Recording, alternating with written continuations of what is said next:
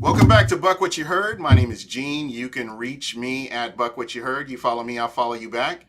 And I am joined by my special guest, Evan Winter of Bucks Nation. How you doing, brother? So, man, I could not be better. Hope you're doing the same. Dude, you have no idea. I mean, in the off season, and you know this, and I know people have been kind of scratching their head because I've been so indifferent about everything in the off season. But you know what? It's here.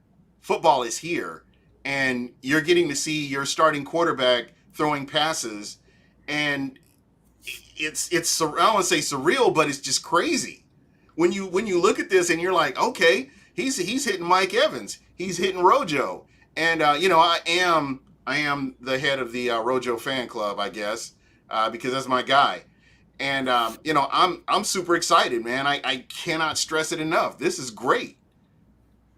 As you can see from the smile that's been on my face ever since you started talking about all of this, I'm right there with you, man. And it's so much nicer that we wondered all offseason if there's going to be a season, what's going to happen. Hmm. And just every day that there's something football relevant to talk about, there's something new to talk about. I'm just grateful for it. And I'm gonna enjoy the ride every day until it goes. But man, yes, you are absolutely right.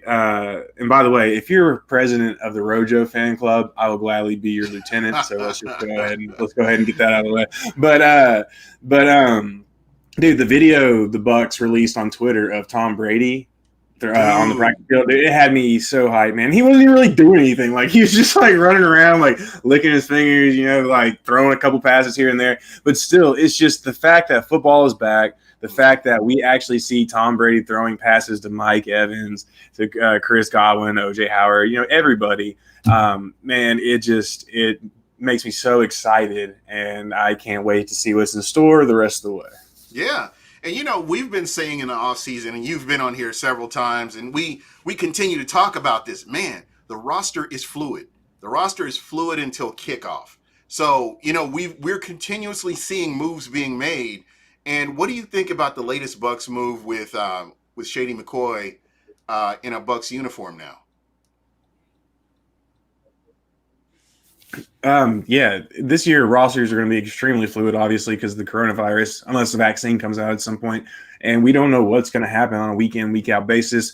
I like the Shady McCoy move. You're not investing a lot of money. I believe he's less of a cap hit than Jordan Leggett was, according to Greg Allman of the Athletic. I think the That's Bucks crazy. saved like 75 grand signing McCoy. The potential that you have is a guy who's going to come in every now and then and make some plays for you, and you're going to set up plays for him. And I like the thought of just particularly adding depth to a very, very young running back room. I actually wrote about this today on Bucks Nation. If I remember correctly, Keyshawn Vaughn, Daria Goombawale, and Ronald Jones, the top three backs, presumably in the Bucks offense, have appeared in 35 combined games over 5 NFL seasons. Combined 5 NFL seasons. That's 3 for Goombawale and 2 for Jones, 0 for Vaughn. McCoy himself, including playoffs, has over 165 games and has 12 years of experience. So you've got a veteran guy who can recognize blitz pickups, who right now you can ask yourself, or not ask yourself, you could say to yourself that the Bucks running backs do lack in pass protection. That is their one weakness when it comes to the list of weaknesses. So he helps in that department. He's going to help in the screen game. But at the end of the day, he's still got to make the cut. The Bucks Right. obviously really like Wale. He played 32% of offensive snaps last year, which Yeah. was the second most running back. So at the end of the day, we don't even know if he's going to make the team. Either way, long answer to your question. Yes, I really like the move, and I really hope he can find himself a niche in this offense. Yeah, me too. I mean, here's a man with playoff experience, and Right. everybody says it's almost cliche, but when you think about it, that's important. Those are things that you really need to have down the stretch. Is that playoff experience? Helping the younger players who've never seen the playoffs. So, just little things that they've been doing. I like the move. I do, and I haven't really tweeted a whole lot about it, but the things that the Bucs have been doing, I I can't tell you just how happy I am with a lot of the moves that have been made. For sure, man. It's going to be exciting to see what happens. And like we said, and the other thing is he brings Super Bowl experience and he has a Super Bowl ring. And he specifically talked about how last year kind of opened his eyes to what needs to be done in order to win a Super Bowl. And also going back to what you were saying about helping out the other guys, he said he is more than willing to do that. He even recognized Ronald Jones as the number one guy in this running back room. So he knows his role. He hit there. I'm telling you, hey, I'm lieutenant reporting the captain right there, man. So like that, or general rather. Sorry, but so he knows his role. He knows that he's here just to carve out, like I said, just kind of an opportunity, show that he still has a few plays left in him. He still has some gas in the tank, and he's motivated, man. Based off his interview today with the media, he's motivated. So totally stoked for the move. Yeah. And it's a move I didn't see coming. I didn't expect them. No, same here. He was the last person I would have expected to see. I would have thought that maybe Devontae Freeman may have been right. A player that would enter into camp at some point. But again, with the cap hits or the cap room that the Bucs have, I don't think that's a realistic prospect to see him in a Bucs uniform this season. That's definitely going to be one thing to see is when he's going to sign with somebody eventually. Mm-hmm. But how much he signs for, that's really going to tell the story. If he signs for $2-3 million and boom, absolutely, the Bucs just couldn't afford him. It is going to be interesting. But at the same time, if he continues to wait, his market value could go down. It could go up. Either way, it will be interesting. But eventually, somebody's going to need a running back. Right, exactly. It's just like Clowney. Like, just look how much of Jadeveon Clowney's leverage just went up with all of these player opt-outs. Like, even though the Patriots, I think he's going to the Patriots at this point. But regardless, it's just the longer players wait right now actually seems like an advantage with all the coronavirus stuff because you're going to have people getting put on the reserve list. You're going to have people opting out. So on and so forth. So, yeah, you're right, man. I mean, the longer he waits, the more leverage he probably gets. Yeah, and it's going to be interesting, again, what New England puts together. Right. This is real. Like I said, man, this is really shaping up to be one of the more fun seasons that we've seen in a long time. When you consider all the moves, the unprecedented number of moves that have been made throughout the whole NFL, it's just crazy.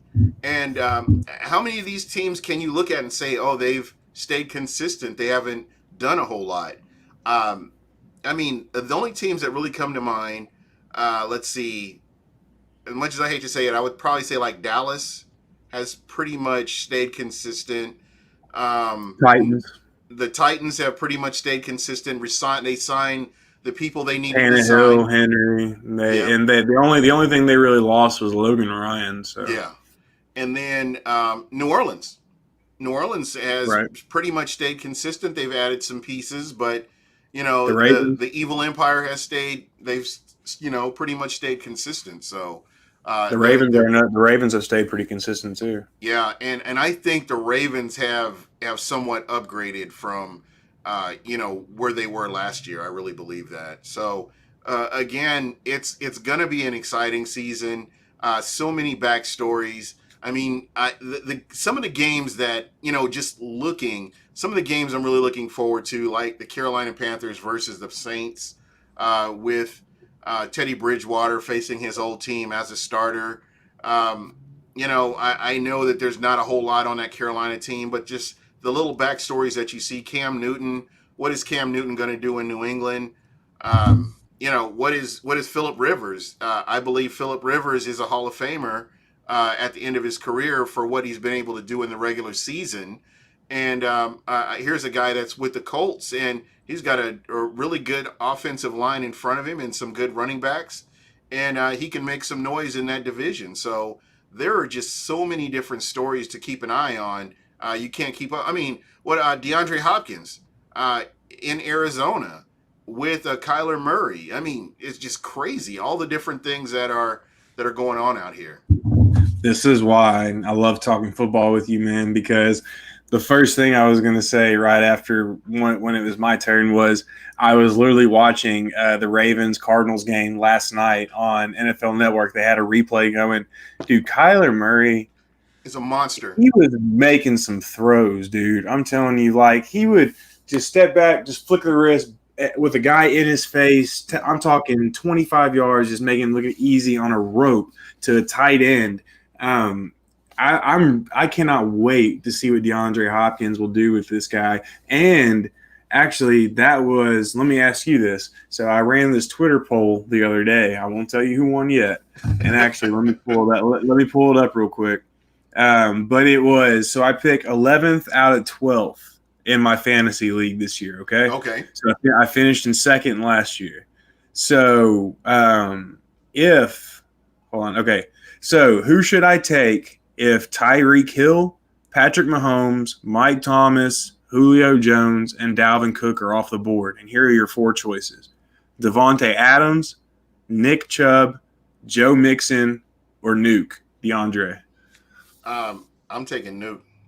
Boom. So he won 34%. Guess who came in second? It was Devontae Adams, Nick Chubb, and Joe Mixon. It should have been Mixon. Mixon is going to have a breakout season this year. Chubb came in second with 33%.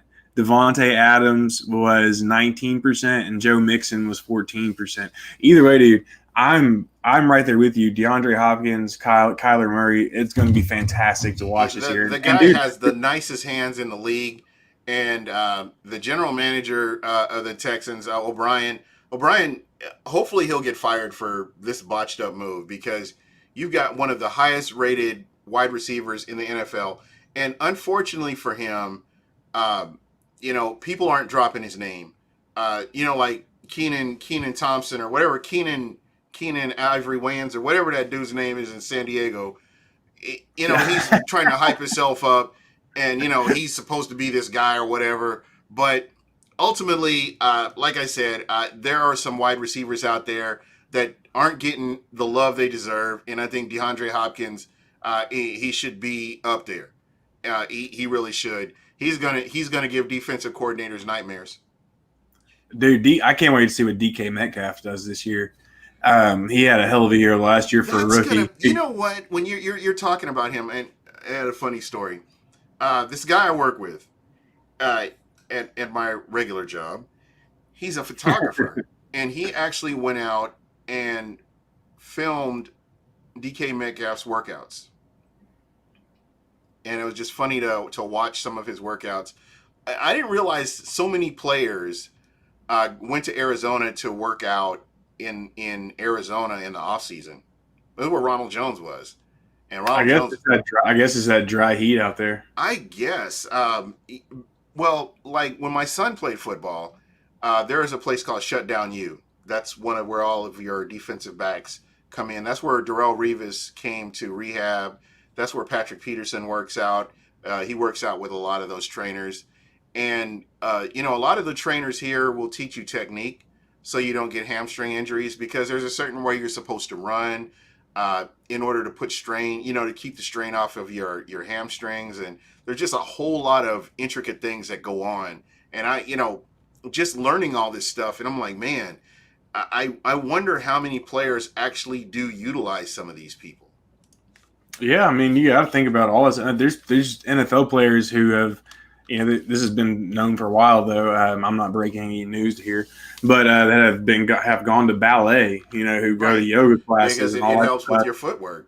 Right. Anything that helps keep those tendons and those ligaments limber. Yeah, man, for sure. That's got to be a benefit. Totally. Yeah, absolutely. I mean, that's kind of how I'm looking at it. I mean, anything that you can do to put yourself in a position to where you can be successful or give you an edge, that's definitely that's going to be the way you're going to want to go.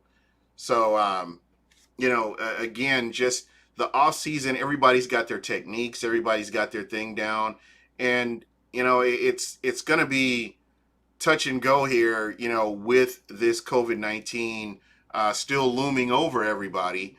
And one of the things I wanted to ask you, seeing the success of the NBA working out in the bubble, with the exception of a few people who decide to go to strip club and get some wings. But for the most part, everybody's worked together within the bubble, and they've pretty much controlled the COVID-19 virus within that, within that facility. Um, what are your thoughts on maybe the NFL adopting this to, do something about, kind of calming, what's going on, and helping to eliminate a lot of the opportunities where people can get it. Oh, did I lose you? Hold on. I think I may have lost you. Did I lose you? Let's see what happened. Uh-oh. I lost Evan. I will get him back, I promise. Give me one moment here. But basically, for me, what's going on right now with the um, with COVID-19 and how it's affecting people. It's something to really kind of keep an eye on to see, what, how this is all going to play out. Uh, if you just joined us, special guest is Evan Winter. Okay, hold on one second here. Hey, what's up? Yeah, do you still have the link? Yeah, just click on that link and see if you can get back in. All right, all right.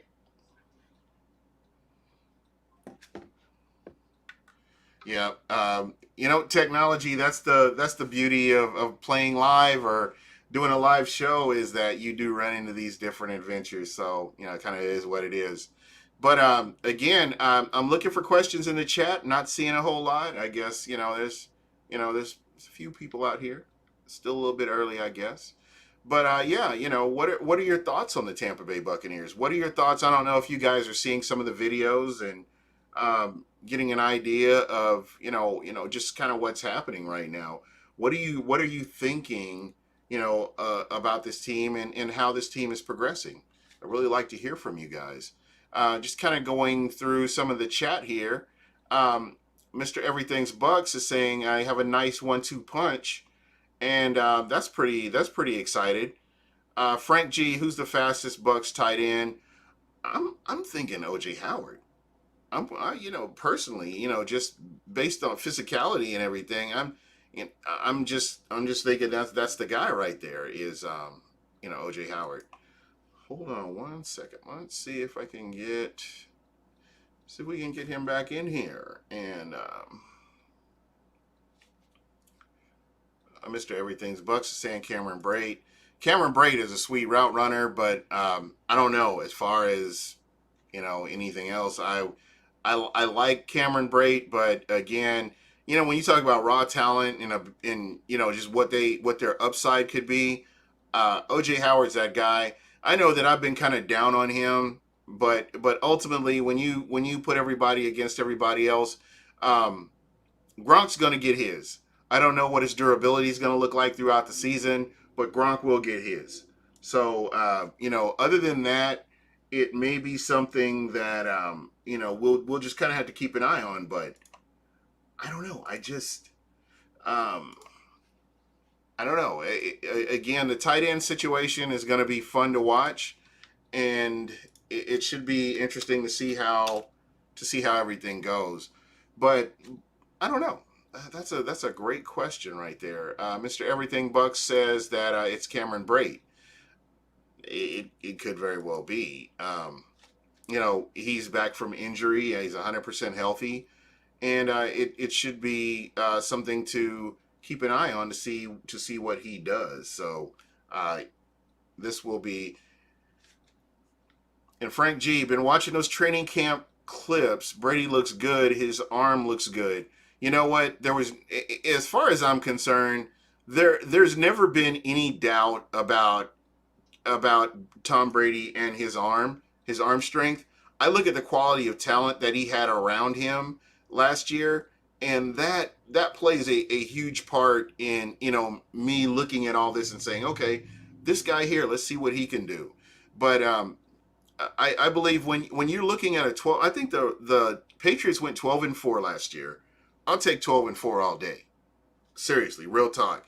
I will take 12-4 all day with and 2 times on Sundays if I can get it. And I think that's kind of where Tampa is. I mean, guys, when you think about this, and I would love to hear from you guys as well. Um, what do you think when you think about Tom Brady?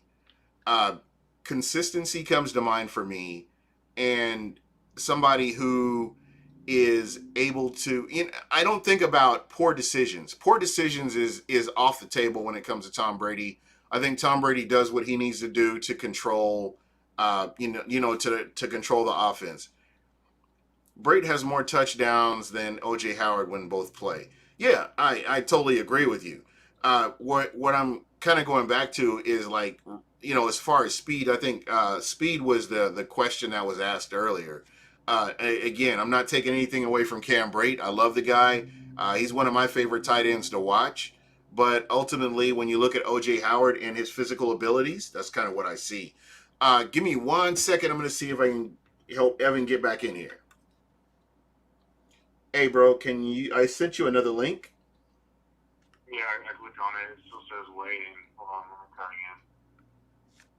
Oh, this sucks. I wonder, is this my fault? Because in. No, and we can, if I can get to work this time, we can go to 6:15 too. So, hold on. yeah, I'm looking right now because normally your name will pop up and I'll just kind of add you. Yeah. It says waiting to join the conversation. Thanks, City. Okay. Can you try? What are you? Or if you're using, can you log out and log back in? Try that and see if that does anything. Yeah, I'll try that. All right. Better. All right. Sorry about that. Evan's having trouble getting in. We'll get him back on here momentarily. But yeah, again, Mr. Everything Bucks. I like that you have a coach on the field. And I've talked about this, throughout the off season. Basically, what you're looking at when you look at Tom Brady. As you mentioned, you have a coach on the field. Like I say, offensive coordinator on the field. Same thing. Here's a guy who can read defenses. The pre-snap read is huge. It's going to be huge. Mr. Everything Bucks, you're spot on. Frank G, you're spot on too with that precision passing. I realize, and I realize this that this is only camp, but Tom Brady's been in this league as long as he has. He's a consummate professional. I expect nothing less than success from him, coming in here. And I think that he will complement this offense very well and help this team to get pointed in the right direction as the years to come. Uh, Thomas Corral, how you doing? I think Shady is an excellent compliment to Rojo. I think Brady is very underrated going into the season, and Cam Jordan running his mouth is only going to fire him up. Um, I tweeted about this. I tweeted about this earlier. The Bucs have the most to prove out of anybody in the NFL. Cam Jordan's playing with house money right now. Basically, the Saints have been at the top of the pile for a while now, and they've just been doing their thing. So, until the Bucs can go out there and the Bucs can win the NFC South, the Bucs can't shut this guy up. I mean, that's what it's going to come down to, is going out there and playing your game, winning games. If you can get a sweep on the Saints, I mean, it goes a long way. These let's see here. Brady's quick twitch is something Winston struggled with at short throws. I know Jameis is gone, but he would benefit from sitting down a season and learn from the GOAT. He's gonna do the same with the Saints. Yeah, you're absolutely right. Just kind of getting back to to what I was saying about the Cam Jordan situation. Until the Bucs can go out there and win the NFC South, Cam Jordan's going to continue to talk. And there's nothing you can do because all he has to do is say, "Hey, look at my resume. Look what I've done. Look what our team has done." And that's something that the Tampa Bay Buccaneers, we can be mad about it. And again, I don't like Cam Jordan. I've never been a Cam Jordan fan, other than thinking, man, he would have been kind of good to get this guy, to draft this guy and have him in a Buccaneers uniform. But outside of that, no, I don't like the guy. um, again, it's just what he's saying. He has every right to talk trash because he's done it. He's done it. He's gone out there. They've gone to the playoffs. They've gone deep in the playoffs. And thank God for the Minnesota Miracle. Otherwise, they would have they would have gone to the Super Bowl. But I'm good with the Bucs and what they've done in the offseason. I think if this team can play as a collective unit, I really believe that this team will be successful. I cannot stress that enough. They will be successful. So again, this is one of those things where they've got to go out there and play. They've got to play their game. Everybody's got to be able to go out there and do what they do, and that's what it's going to come down to. Go out there and play, and go out there and eventually everything else is going to come into place. Hey, guess who's back? Guess who's back? What's the Eminem song? Guess who's back? I'm getting ready to get you back in here, get you back in the chat here in just a minute or so. Well, I'm glad you're back, man. I'm just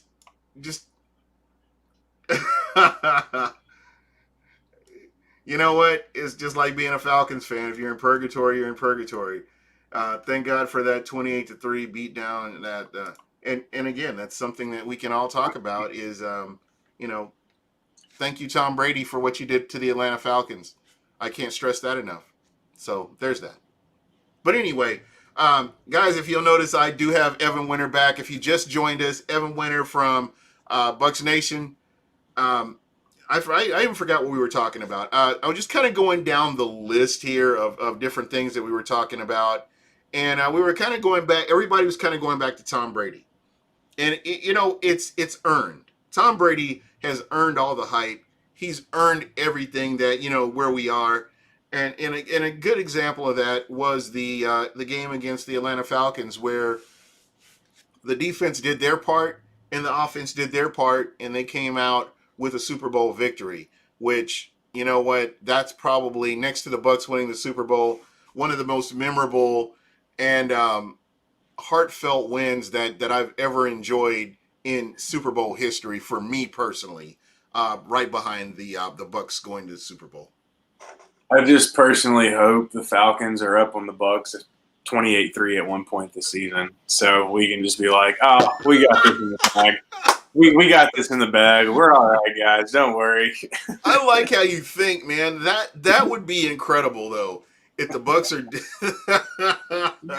Twitter would be on fire. It would just be magnificent. And just imagine if not if, but when Brady leads them back again from 28-3. God, it'd just be spectacular. Yep. And you know what? It would definitely replace that Super Bowl victory, but that's for another time.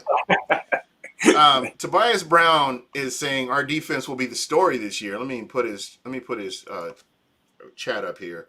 I strongly believe that's going to be huge.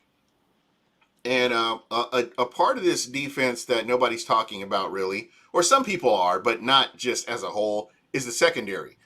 I've heard all offseason about how the safety position needs to be shored up and, cornerback and, so on and so on. But I'm looking at this team as a whole, and I think the front seven is probably my biggest concern is depth.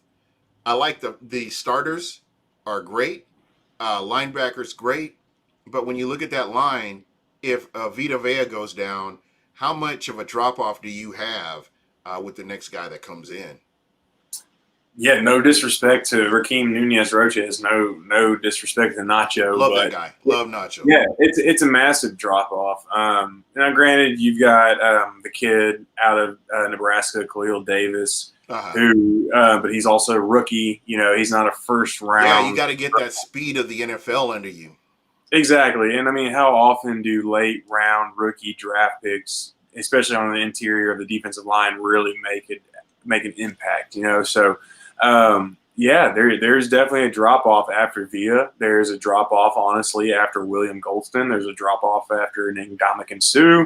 There's a drop off after JPP, Shaq Barrett, Levante David, and Devin White. So last year the Bucs defense was one of the healthiest units in the NFL. I don't really necessarily say you could count on that. Yeah, fingers crossed. I don't Yeah. really know if you can count on that much this year. We all know how the NFL works. But if they stay healthy, they'll be in good shape. And you've got to think based off the progression we saw last year, even if they were playing some depleted teams like the Colts and the Lions, regardless, we still saw improvement down the stretch that should hopefully continue this year. I mean, the defense returns every single starter. With the Well, exception of what the Vernon. Yeah, I mean, like, no, not Vernon. He went to Carl Nassib. Carl Nassib, who went to the Raiders. that technically Nassib falls under the Vernon Hargraves category. He was the starter for the first half of the season, but then once JPP came back, Nassib was more of a so basically every starter since week 10, let's say, the Bucs have returning on defense, but they gotta stay healthy. Fortunately, a lot of like Andrew Adams played over 600 snaps last year because of the injuries at safety. You've got Sean Murphy-Bunting obviously playing a lot of snaps, all that other stuff. Kevin Minter played okay when Devin White was out. His coverage. You know what? I was happy with his play because I was not expecting much from him, but I was actually happy. You saw a clear improvement on the second level of the defense once Devin White returned to the lineup. I mean, 100%. Yeah, Kevin, and granted, we're talking Kevin Minter versus Devin White, and that's no disrespect to I say Kevin White to Devin White. That's no disrespect to Kevin Minter whatsoever.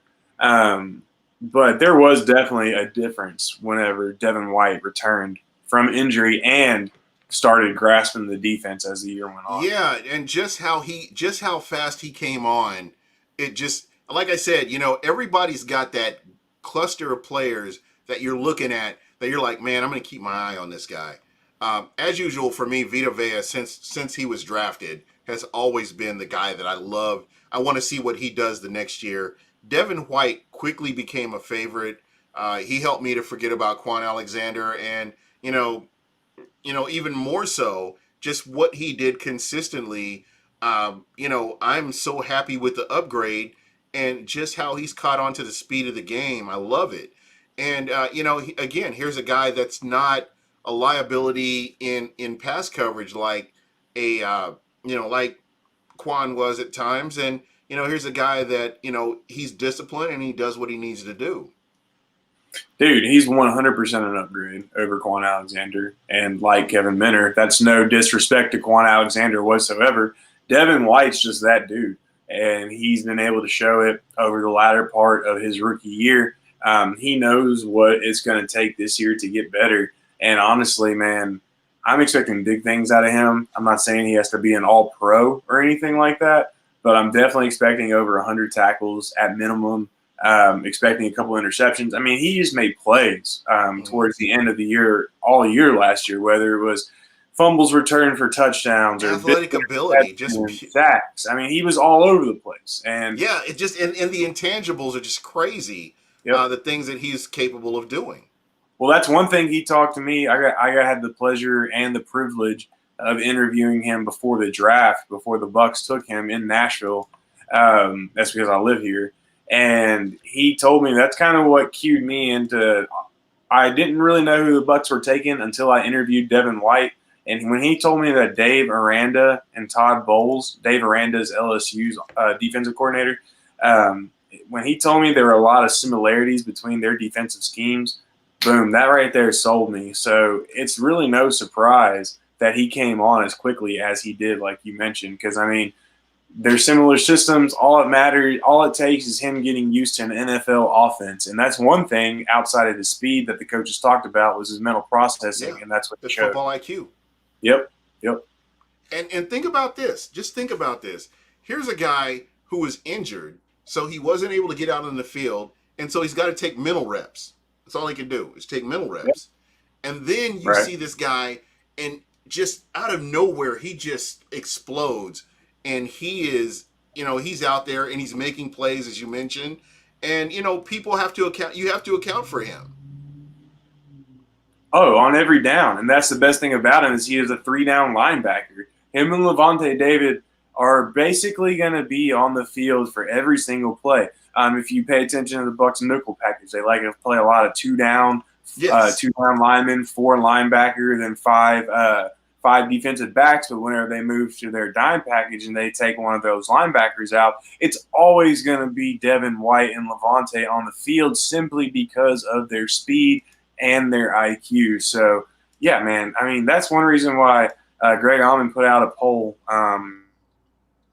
a few days talking about which free agent out of Chris Godwin, Levante David, Rob Gronkowski, and one other guy I can't think of right off the top of my head. Who would you? Shaq Barrett. Duh. Shaq Barrett. Who would you prioritize next year? And I simply said Levante because you have to. If he leaves, there's a gaping hole at that position. Whereas if Godwin leaves, then you still have Mike.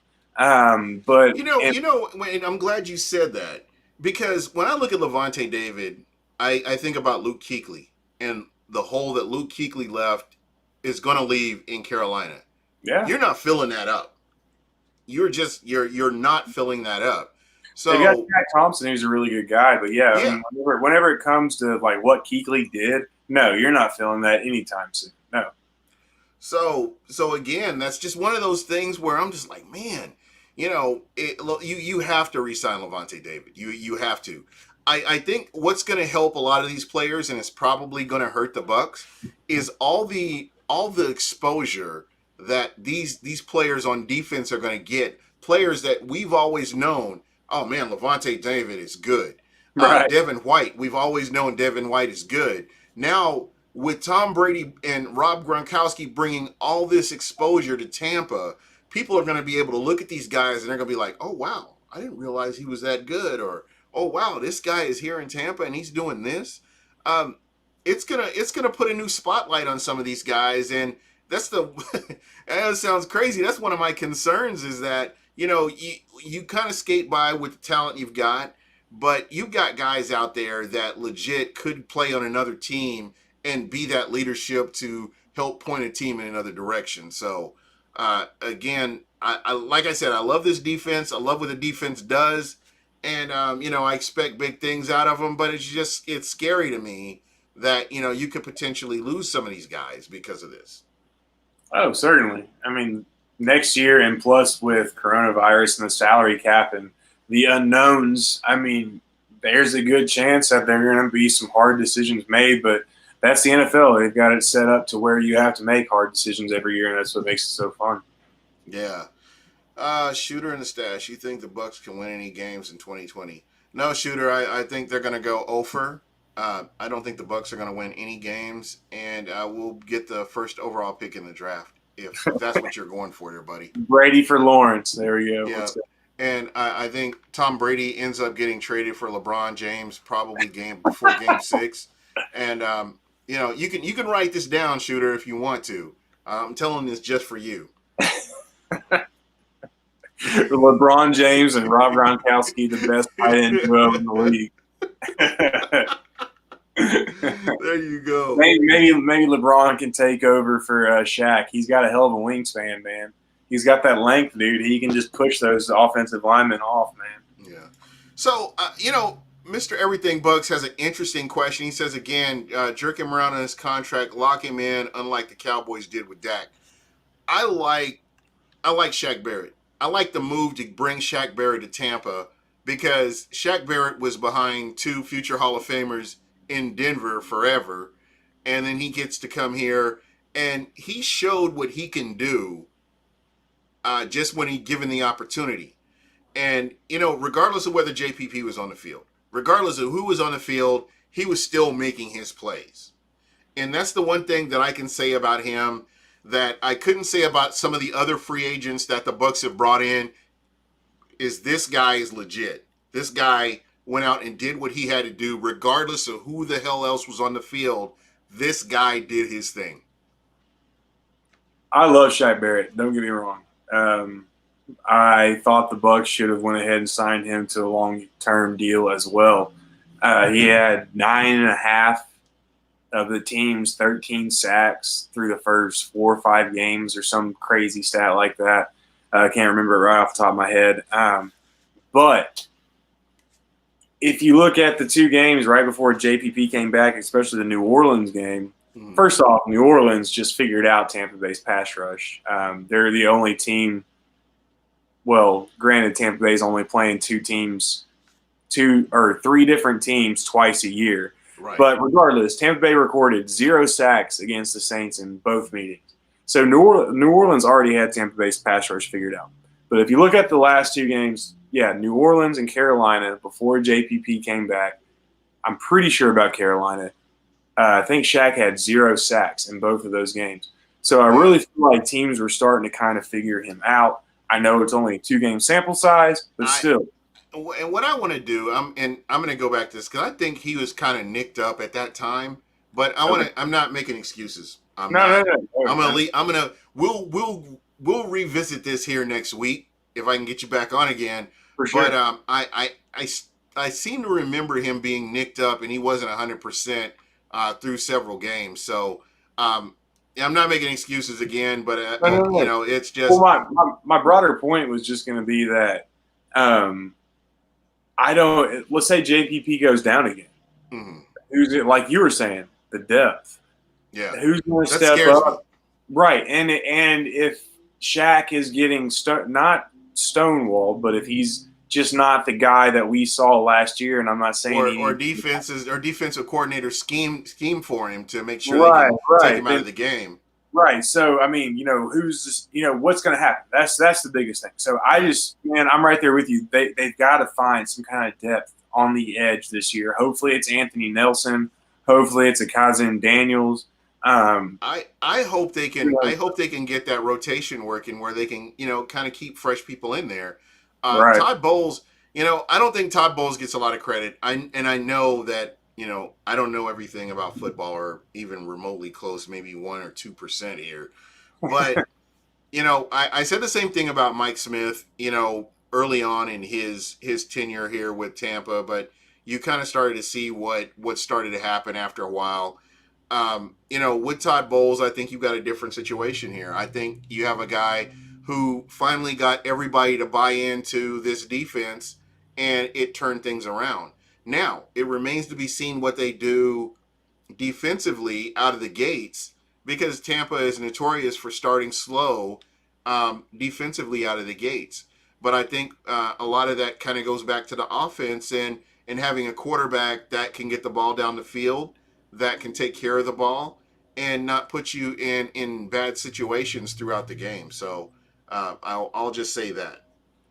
Yeah, and you got to wonder too. I mean, the defense might have to carry the team through the first few games, because the offense with a new quarterback, very limited offseason time, and like we talked about earlier, just about every single starter returning on defense.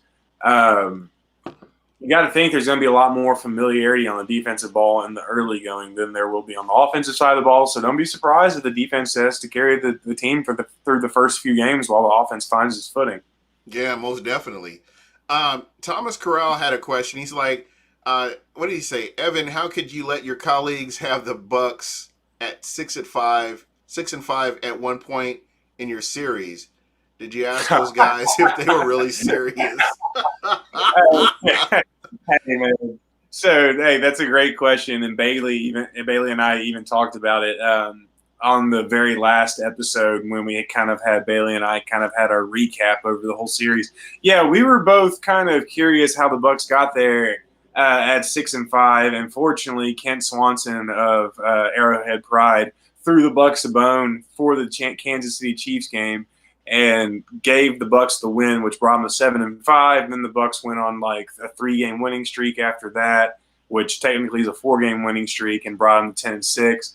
I don't know, man. Good question. Because my biggest thing was, if every writer thinks the Bucs are going to be good, but picks their team to beat the Bucs, yeah, then who the hell are the Bucs going to beat? Yeah, exactly. So I don't know. You know, and out of all the games this year that I'm looking forward to, I would have to probably say the Kansas City Chiefs game easily. is easily the game that I was looking forward to. Right. You're coming off a bye week. It's in Tampa. I mean, dude, and just if Tampa Bay's season is even just going good at that point, which means let's say they're 7-4. You know what I'm saying? I'd be okay with that. Yeah. So let's say they're 7-4 or 8-3, or let's say 6-5. Let's just say Right. 6-5. You're still going to look forward to that game because I mean, like I said, coming off a bye week at home, defending Super Bowl champions can't be more happy than that. So that's going to be a great matchup. Yeah, I totally agree. It's going to be something to really pay attention to. Just kind of looking through some of the other questions. I know one of the big questions that I had. I mean, outside of the Kansas City game, because that's really the game that I want to see. Is there any other game that you've got like penciled in? This is a game I can't wait for. Well, probably the Raiders game, man. I want to watch it's going to be Sunday Night Football. It's going to be in that cool ass looking stadium. It's Chucky. I mean, I can't wait, man. It's going to be a lot of fun, and I don't know. I'm really interested to see what the Raiders do this year because I felt like they did some good things last year. So I kind of want to, and everybody's been talking about shit about Derek Carr all year, or all offseason rather. Yeah. So I kind of want to see the Raiders kind of, I don't know, do something this year. Just not that night, not that Well, Sunday. and you look at the quarterback situation. Could there be a quarterback battle? You've got Marcus Mariota sitting on the bench. Here's Right. a guy that you've brought in as competition. That they're Is paying him good money. Is he that guy that comes in and competes with Derek Carr to potentially unseat him and win that starting role? I mean, it's John Gruden, dude. We all know how hard John Gruden is on quarterbacks. And no matter, maybe unless you're Tom Brady, I think Tom Brady's probably the only guy he'd give exception to. Your seat's probably really never safe with John Gruden. And Marcus Mariota is the ultimate West Coast quarterback. He loves those short passes. He loves the horizontal scheme. He's not really a stand in the pocket and wait for the vertical route to develop and deliver it downfield type of guy.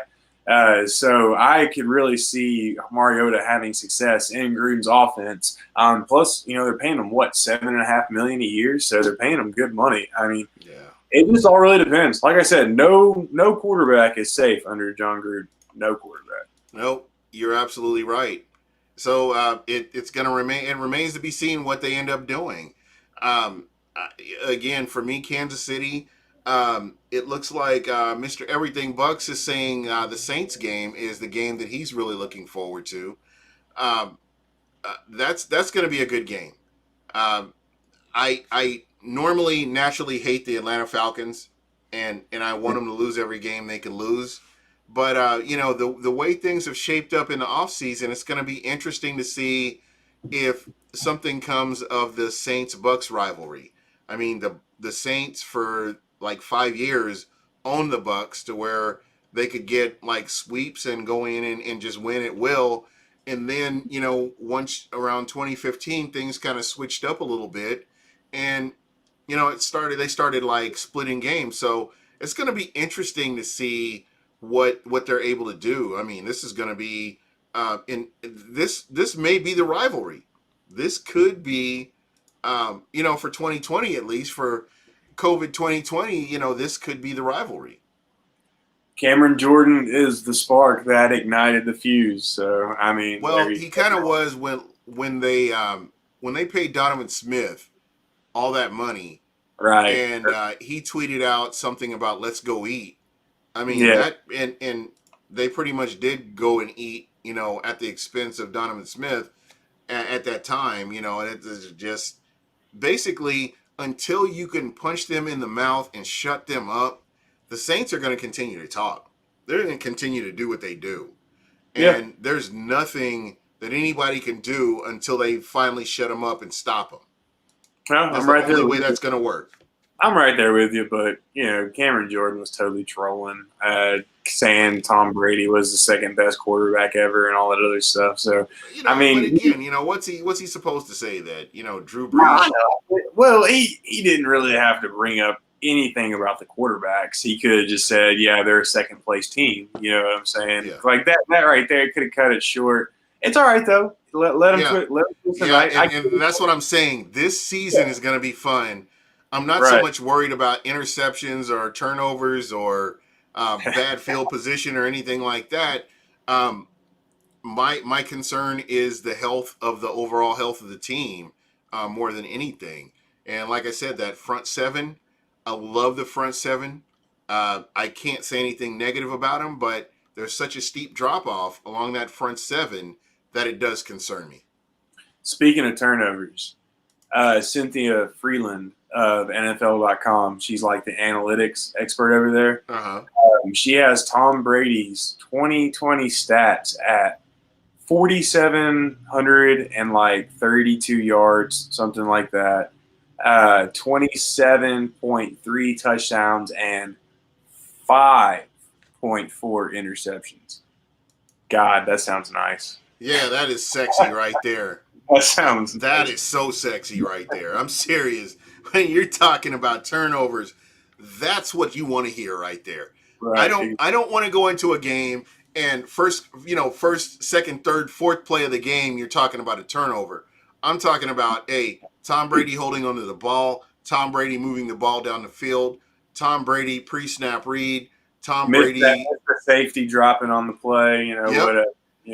making a defense Missed the pay linebacker for and under, whatever. yeah. And just how fast Tom Brady's getting the ball out of his hands is phenomenal. I really hope that people can, if you get a chance to watch the game film for New England and the level of talent they had on that offense, watch how fast Tom Brady was getting the ball out of his hands. That's It's gonna all I be a can fun tell you. season. It's gonna be a fun season, man. That's for sure. Yeah, definitely. I remember the draft. Gruden said he would draft Mariota instead of Winston. You know what? I don't like Marcus Mariota. I'm not a Mariota fan. I mean, he's in the NFL, so he is a quarterback in the NFL. But at the end of the day, I look at what Jameis Winston did. He broke every every important passing record in Bucs history. He has it. He owns it. Whether you love him or hate him, I mean, he's that guy. So when you talk about Marcus Mariota, I was never sold on him. Uh, I never thought that he could handle the abuse of the NFL as far as injuries go. So it's just kind of one of those things. That's personal preference, I imagine. And I'm thankful for what Jameis was able to come in and do. I mean, when you break it all down, you got two 5,000-yard passers. I mean, there have been 8 5,000-yard passers in NFL history, correct? Yes. And over the past 2 years, going into this year, over the past 2 seasons, the Bucs have 2 of them. Right. Well, and it's two different quarterbacks. I Right, guess. right, right. But my point is, I mean, if this was an attainable record, I think more people would be attaining this record over the past 100 years. I mean, what is it since the Super Bowl era? Uh, we haven't had, you didn't have 5,000-yard passers prior to the Super Bowl era, Right. and, and Let's then talk. and then you look at this, and Drew Brees has a couple of them. I think what Drew Brees has two Yeah, he's got. 5,000. Yeah.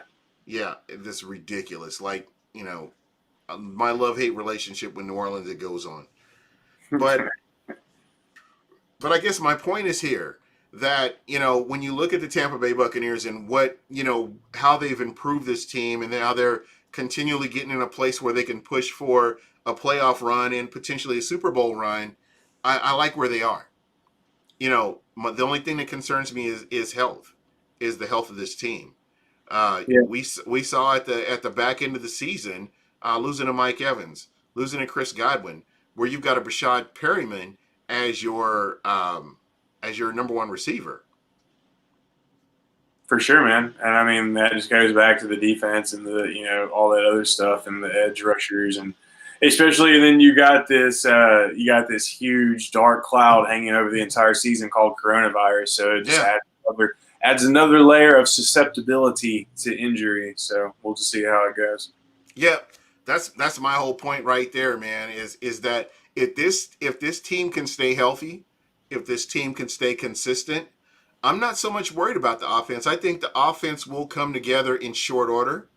I mean, when you go back and look at this team from 2015 to the present, um, you know, it doesn't have to be. It doesn't have to be Jameis Winston.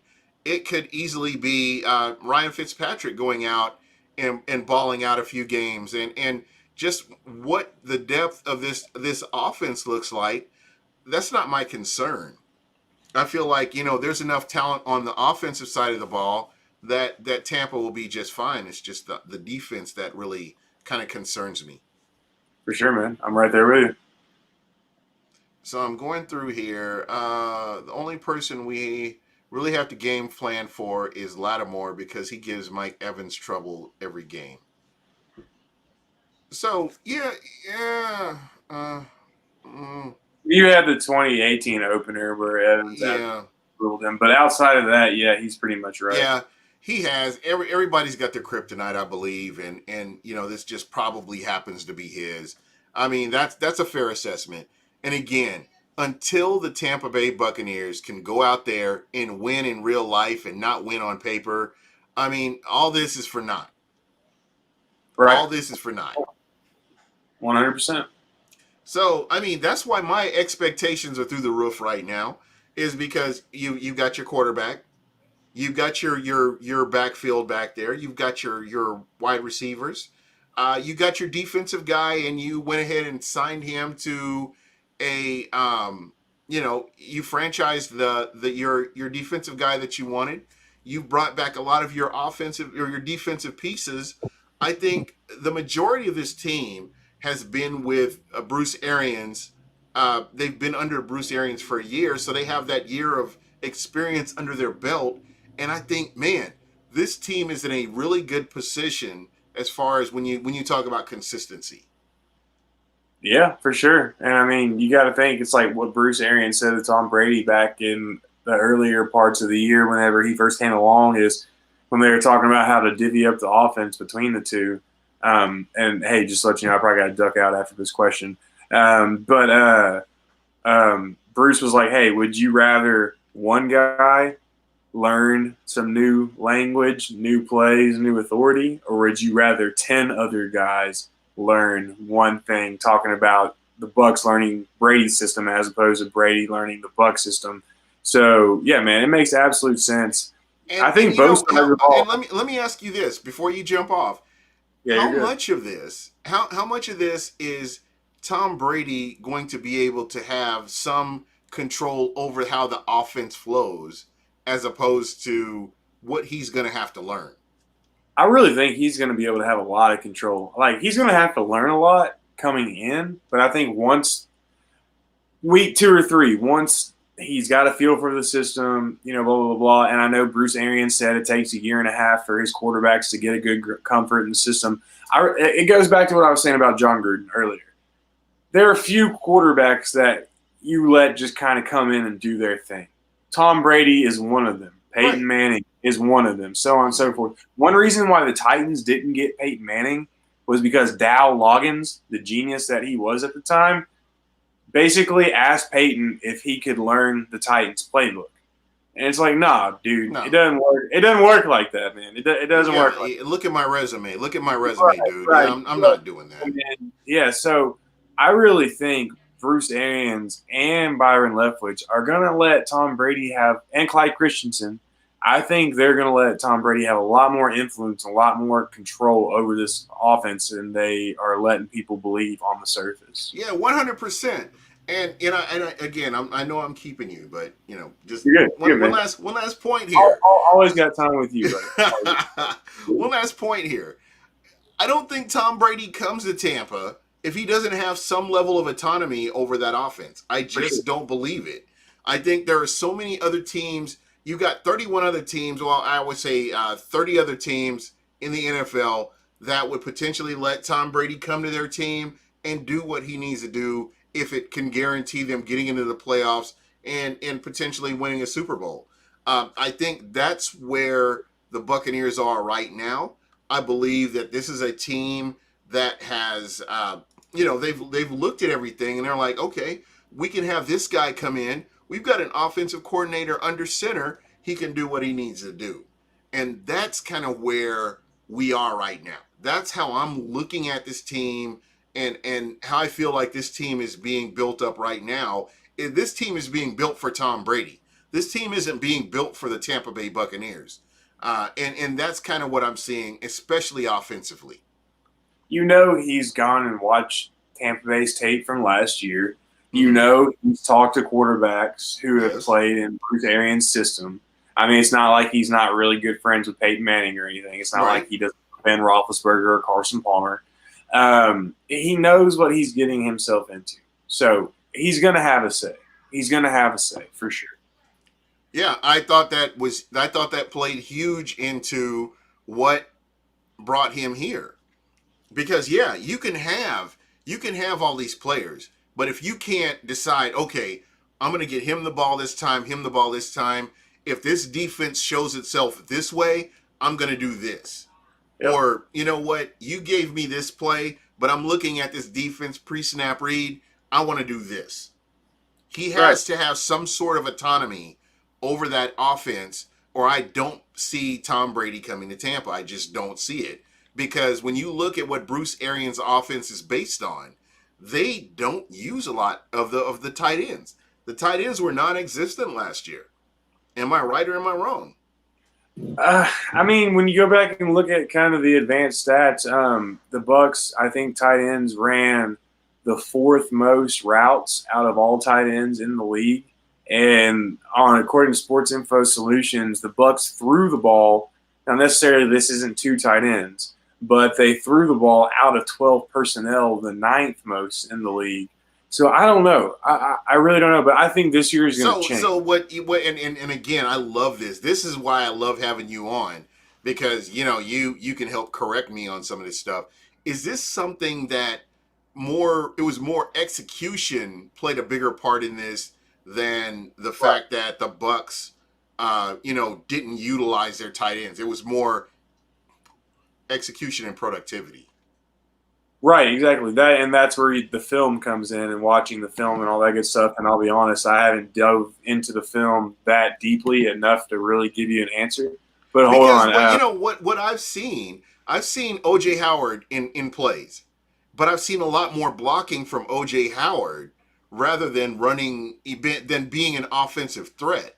I've seen him because he's an excellent blocker. He's a very physical tight end, and he's what you want on this team.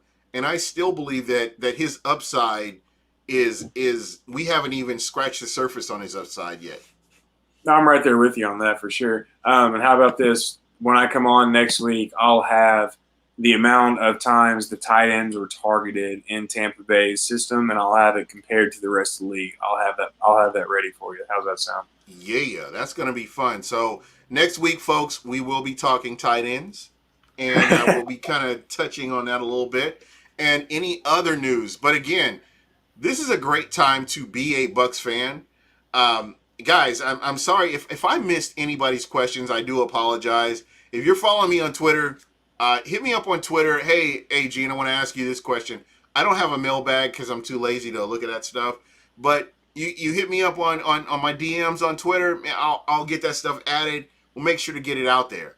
But again, Evan, dude, thank you so much as usual. And let your guys know at Bucks Nation, I appreciate you being able to come on as a special guest on Buck What You Heard. You're the voice of reason at times when it comes to all my madness. So you're greatly appreciated. Let me get your final thoughts before we roll out, and I will give mine, and we will go on out of here. Training camp is here, baby. Let's hope it goes as well as possible. I am hyped as hell. I hope the rest of y'all are as well. And I hope that everybody stays safe and healthy during all the rest of this time. But as we know it right now, football is back. And my God, I'm so happy. My goodness. You know what? I have to piggyback off of this here. Sports is back. This has been probably the most traumatic offseason for me that I can recall, because you didn't have football, you didn't have baseball, you didn't have basketball. No more. Basically, I mean, all you had was WWE Pro pay-per-view and MMA fights on Fight Island. That's all you had.